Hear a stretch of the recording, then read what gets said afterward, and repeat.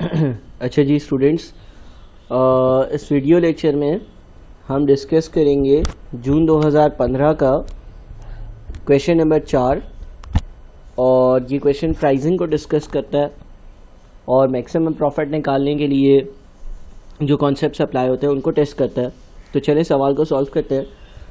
सवाल कहते हैं ALG company is launching a new innovative product onto the market and is trying to decide on the right launch price for the product। यानी कि जो सही launch price होनी चाहिए प्रोडक्ट की वो डिसाइड करना चाह रहे हैं कि कितने की प्रोडक्ट मैं मार्केट में लॉन्च करूं।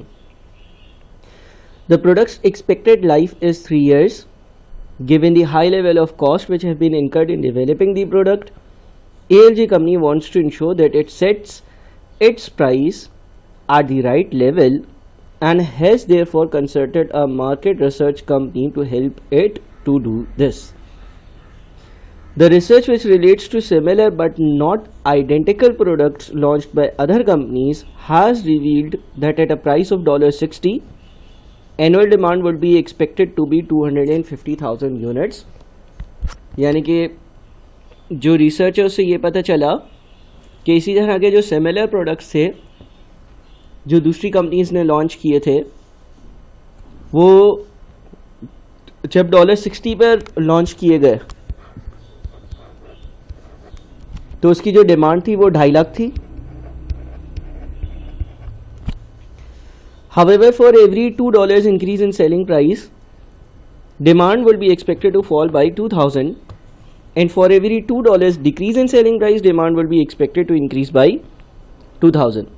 और रिलेशन कुछ ऐसा था कि फॉर एग्जांपल अगर आप प्राइस जो है वो $2 से इंक्रीज करते हो या डिक्रीज करते हो, चलो 60 से 58 पर ले जाते हो, तो जो डिमांड है वो 250,000 से 252,000 पर चली जाएगी। इस तरह का कोई हिसाब किताब है।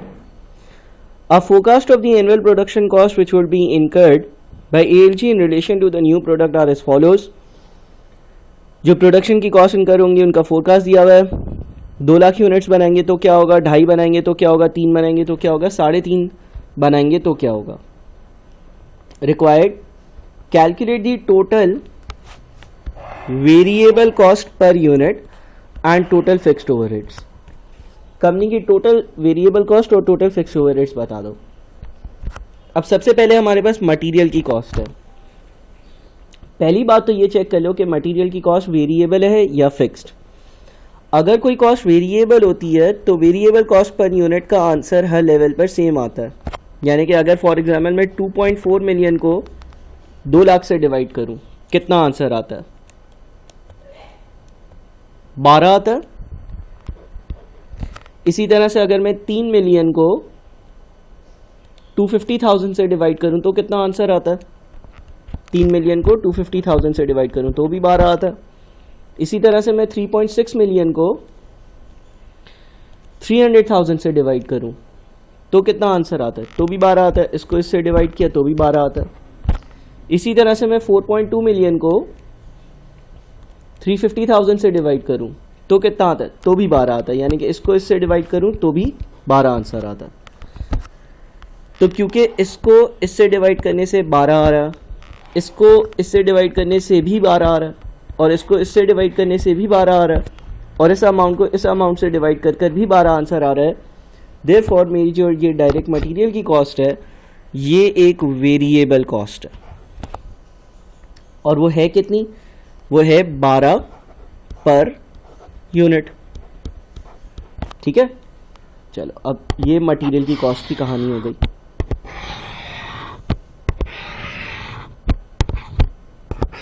अच्छा, फिर लेबर की बात करते हैं।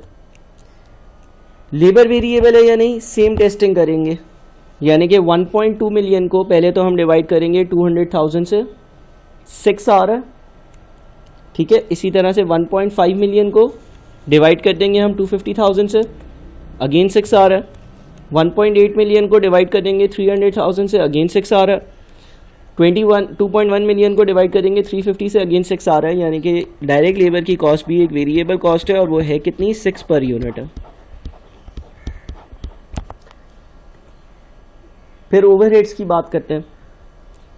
1.4 मिलियन डिवाइडेड बाई 200,000 से 7 आ रहा है, और 1.550 divided by million divided by 250,000 ये 6.2 आ रहा है। यानी कि ये कॉस्ट सेमी वेरिएबल होगी। सेमी वेरिएबल की निशानी ये होती है कि कॉस्ट डिवाइडेड बाय यूनिट्स का जो रेशियो है ना वो सेम ना आए, और टोटल में ये चीज़ें चेंज हो रही हों। तो इसका मतलब ये हो गया कि इसमें कुछ वेरिएबल और कुछ फिक्स कंपोनेंट होगा। उसको अलग करने के लिए हाइलो मेथड लगाना पड़ेगा। हाइलो मेथड लगाने के लिए हाईएस्ट एक्टिविटी 3.5 है, लोएस्ट एक्टिविटी 2 लाख है। तो हाइलो मेथड लगा लेते हैं। 1,850,000 minus 1,400,000 divided by 3.5 lakh minus 2 lakh. ऊपर कॉस्ट का डिफरेंस, नीचे यूनिट्स का डिफरेंस। इससे आंसर कितना आता है? 1,850,000 माइनस 1,400,000 डिवाइडेड बाई 350,000 माइनस 200,000, यह आ जाता है हमारा 3 पर यूनिट। ठीक है, तो जो इसमें वेरिएबल कंपोनेंट शामिल है वो है $3 पर यूनिट। अच्छा, फिक्स कंपोनेंट कैसे निकालेंगे?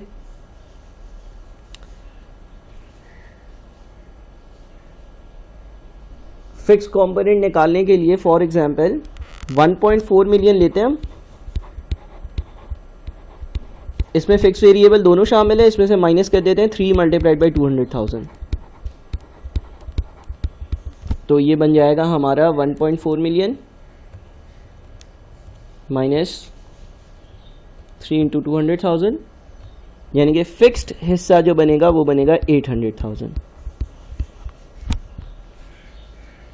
तो इसका मतलब ये हो गया कि सवाल ने क्योंकि हमसे टोटल वेरिएबल कॉस्ट पूछी थी तो वो होगी 12, 6, 18 और 3 21, $21 पर यूनिट इसका आंसर आ गया। और सवाल ने हमसे फिक्स्ड ओवरहेड्स की वैल्यू पूछी थी तो उसका आंसर 800,000 आ गया। ठीक है, ये हमारा पार्ट ए हो गया सॉल्व। फिर चलते हैं हम पार्ट बी पर। पार्ट बी बोलते हैं calculate the optimum or profit maximising selling price for the new product and calculate the resulting profit for the period. अब जहां पर कंपनी का प्रॉफिट मैक्सिमम होता है वहां का एक rule, marginal revenue is equals to marginal cost. ये रूल आपने याद रखना है।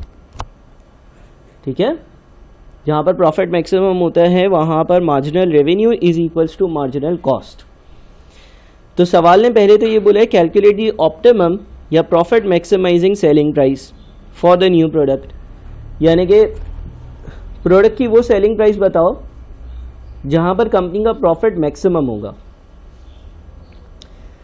सबसे पहले तो हम ये देख लेते हैं कि कितने यूनिट्स कंपनी बनाएगी जहां पर उसका प्रॉफिट मैक्सिमम होगा, और फिर हम ये देखेंगे कि उसकी सेलिंग प्राइस क्या होगी। लेकिन उससे पहले हमें अपना प्राइस फंक्शन भी बनाना होगा। अगर हम देखें तो ये लिखा हुआ है calculate the resulting profit for the period if P is equals to A minus BX, MR is equals to A minus 2BX। ये P क्या है? प्राइस का फंक्शन है।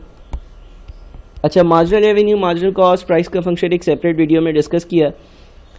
P is equals to A minus BX का मतलब ये है कि मुझे A और B दोनों ढूंढने होंगे। A क्या होता है? A वो प्राइस होती है जिस पे क्वांटिटी डिमांडेड 0। B कैसे आता है? B आता है change in price upon change in units.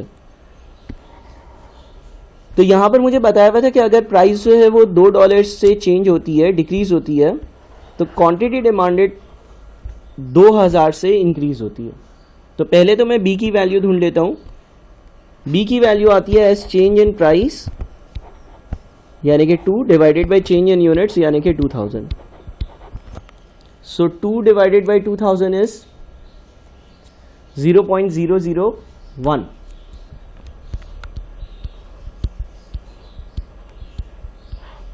ये हमारे B की वैल्यू आ गई, यानी कि अब ये बन गया P is equals to A minus 0.001x। अच्छा, अब ए कैसे ढूंढेंगे? कोई भी एक पेयर ऑफ वैल्यूज ले लो। फॉर एग्जांपल जब प्राइस $50 है तो डिमांड कितनी है? 250,000 है। और आप क्या करो, प्राइस की जगह 50 लिख दो। 50 is equals to A minus 0.001 into 250,000 और ए ढूंढ लो। कैसे? 0.001 इंटू 250,000 और वो दूसरी साइड पर जाएगा, प्लस होगा, तो ए आपका 300। अच्छा एक मिनट, प्राइस 60 है सॉरी। तो ए आपका हो जाएगा 250,000 इंटू 0.001 होता है 250, और वो जब 60 में ऐड होगा तो ए आपका आएगा 310। यानी कि आपका जो प्राइस का फंक्शन हो गया वो हो गया P is equals to 310 minus 0.001x। ये आपका P हो गया, ठीक है। अच्छा, MR कैसे आएगा? MR खुद ही उसने दिया हुआ है, इज इक्वल्स टू A यानी कि 310 माइनस 2 इंटू बी। तो 2 इंटू बी हो गया 0.002 इंटू एक्स, ठीक है। ये मार्जिनल रेवेन्यू हो गया। अच्छा जी, अब क्या करें? अब सवाल ने ये बोला था कि आप मुझे जहाँ पर कंपनी का प्रॉफिट मैक्सिमम होगा वहाँ की सेलिंग प्राइस बता दो, और जहाँ पर कंपनी का प्रॉफिट मैक्सिमम होगा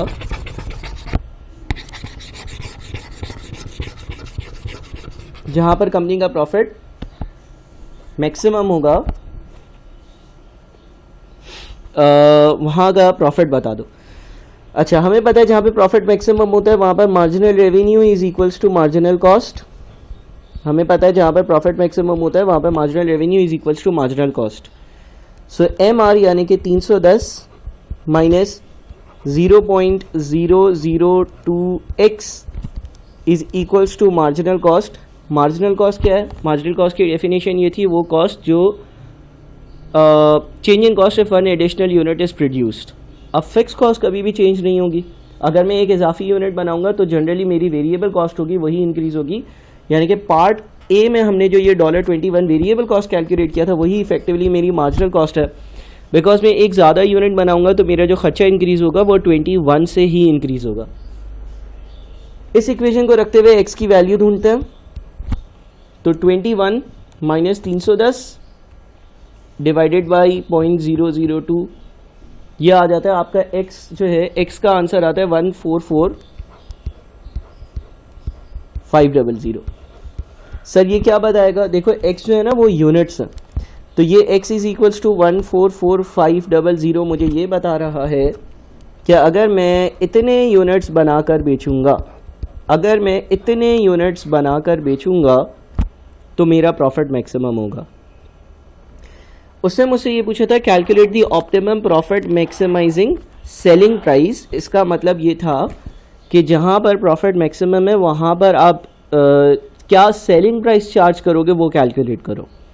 अब सेलिंग प्राइस अगर कैलकुलेट करने को आती है तो मुझे ये प्राइस का फंक्शन चाहिए होता है, बिकॉज प्राइस के फंक्शन को मैं यूनिट्स बताता हूँ तो वो मुझे बता देते हैं कि एक यूनिट आपने कितने का बेचना है।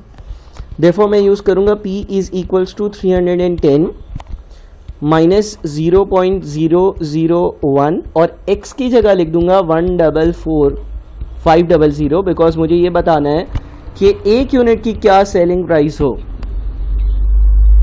देखो मुझे ये पता है कि जब मैं 144,500 यूनिट्स बेचता हूँ तो मेरा प्रॉफिट मैक्सिमम होता है, लेकिन मुझे ये बताना है कि जब प्रॉफिट मैक्सिमम है और आप 144,500 यूनिट्स बेच रहे हो तो एक यूनिट कितने का बेचोगे। तो 0.001 इंटू 144,500 और 310 में से माइनस किया इसको, तो आंसर आता है 165.50।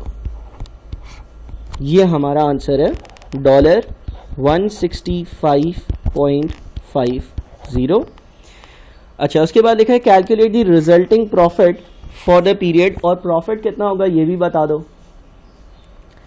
अब प्रॉफिट कैसे कैलकुलेट होता है? प्रॉफिट कैलकुलेट होता है सेल्स रेवेन्यू माइनस कॉस्ट। तो पहले तो देख लेते हैं कि भाई सेल्स रेवेन्यू कितना होगा। देखो मुझे ये पता है मेरा प्रॉफिट तब मैक्सिमम होगा जब मैं 144,500 यूनिट्स बेचूंगा, और मुझे एक यूनिट की जो सेलिंग प्राइस रखनी होगी वो रखनी होगी 165.50। तो मेरा जो सेल्स रेवेन्यू होगा वो होगा 144,500 इंटू 165.5, यानी कि 239,14750, 239,14750 ये सेल्स रेवेन्यू है। इसमें से माइनस करनी है हमें कॉस्ट। अब कॉस्ट कितनी है, $21 पर यूनिट थी वेरिएबल वाली, तो 144,500 यूनिट्स की 21 के हिसाब से वेरिएबल हो गई, और एक फिक्स भी थी जो हमने पार्ट ए में कैलकुलेट की थी, वो थी 800,000। तो इसको ज़रा ऐड कर माइनस करते हैं, 144,500 इंटू 21 प्लस 800,000, यानी कि ये बन जाता है 383,4500, 383,4500।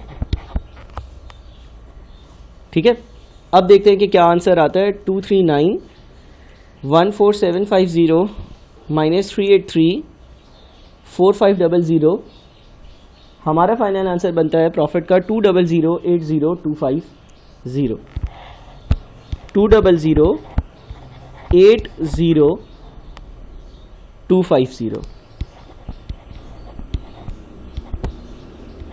ठीक है जनाब, तो ये मेरा फाइनल आंसर है, ये मेरा प्रॉफिट होगा फॉर द पीरियड। अगर मैं उतने यूनिट्स बनाऊं जिसमें मेरा प्रॉफिट मैक्सिमम होगा, ये मेरा मैक्सिमम प्रॉफिट है। अगले पार्ट में क्या बोलता है, अगले पार्ट में बोलता है the sales director is unconvinced that the sales price calculated in B above is the right one to charge on the initial launch of the product. He believes that a high price should be charged at launch so that those customers prepared to pay a higher price for the product can be skimmed off। Director ये कहता है कि यार जो ऊपर आपने price लिखी है ना, ये चार्ज नहीं करनी चाहिए, बल्कि डायरेक्टर ये कहता है कि मेरे हिसाब से जब कोई नया प्रोडक्ट लॉन्च करें ना, तो हमें चाहिए कि हम बहुत हाई प्राइस रखें, ताकि वो कस्टमर्स जो उस प्रोडक्ट को अफोर्ड कर सकते हैं वो ये हाई प्राइस पे करें, और उसके बाद फिर हम लो प्राइस कर दें। इसी तरह से जिस तरह से कोई नया मोबाइल फ़ोन आता है तो शुरू में उसकी प्राइसेस बहुत हाई होती हैं, और वो लोग जो रेगुलरली मोबाइल्स को चेंज करते हैं, जिनके पास बहुत सारा पैसा होता है, जो महंगी चीज़ें अफोर्ड कर सकते हैं, वो उस मोबाइल को महंगे में भी ख़रीदते हैं, और फिर 3 महीने 6 महीने बाद वही मोबाइल फ़ोन जो है वो उसके शायद आधे दामों के आसपास मिल रहा होता है, जब वो मॉडल पुराना हो गया होता है। तो कंपनीज़ क्या करती हैं, शुरू में प्राइस हाई रखती हैं ताकि वो पैसा उन लोगों से ले ले जो अफोर्ड कर सकते हैं, और फिर उसकी प्राइस को गिरा देती हैं जैसे ही नया मॉडल आता है, और फिर नए मॉडल को पॉपुलर कर लेती हैं, मतलब उसकी ऐड पे काम करती हैं कि यार ये नया मॉडल है, वो तो पुराना था, एंड सो ऑन। इस तरह की पॉलिसी को हम मार्केट स्किमिंग कहते हैं। वो बोलते हैं discuss the conditions which would make market skimming a more suitable pricing strategy for ALG and recommend whether ALG should adopt this approach instead. क्या कंपनी को ये अप्रोच अडॉप्ट करनी चाहिए या नहीं, और क्या मार्केट की कंडीशंस होनी चाहिए कि जिनके तहत मार्केट स्कीमिंग करी जा सकती हो। चलिए जी, इसको डिस्कस करते हैं। देखें, सवाल ने हमसे 2 चीज़ें पूछी हैं। एक उसने ये पूछा है कि वो कंडीशंस डिस्कस करो जिसमें मार्केट स्कीमिंग पॉसिबल है, और दूसरी चीज़ उसने ये बोला है कि मुझे ये रिकमेंड करो कि क्या कंपनी को, हमारी जो कंपनी है उसको ये अप्रोच एडॉप्ट करनी चाहिए या नहीं। तो मैंने कुछ कंडीशंस लिखी हैं, उसको डिस्कस करते हैं। पहली कंडीशन ये है कि आपका प्रोडक्ट न्यू एंड डिफरेंट हो।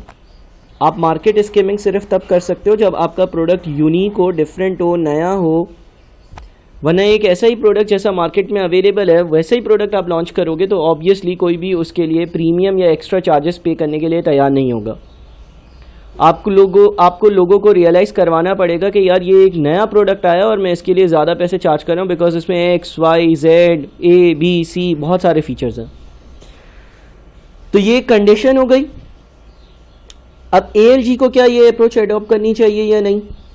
कर सकता है, इसलिए क्योंकि सवाल में लिखा हुआ था कि इसका जो प्रोडक्ट है वो इनोवेटिव है। दूसरी कंडीशन, मार्केट स्किमिंग हम तब कर सकते हैं जब हाई बैरियर्स टू एंट्री हो, यानी कि जो कॉम्पिटिटर्स हैं उनका मार्केट में घुसना मुश्किल हो।